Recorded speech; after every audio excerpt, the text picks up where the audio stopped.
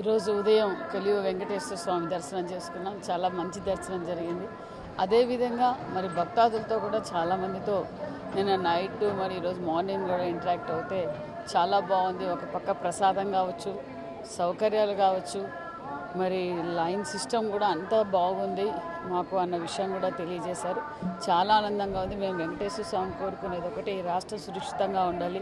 ఏదైతే మాన్యశ్రీ ముఖ్యమంత్రి చంద్రబాబు నాయుడు ఈ రాష్ట్రాన్ని స్వర్ణాంధ్రప్రదేశ్గా మార్చాలి, ఆ భగవంతుడి ఆశీర్వాదం ఎల్లవేళలా ఈ రాష్ట్రానికి, ఈ దేశానికి ఉంటుందని కూడా కోరుకుంటున్నాను.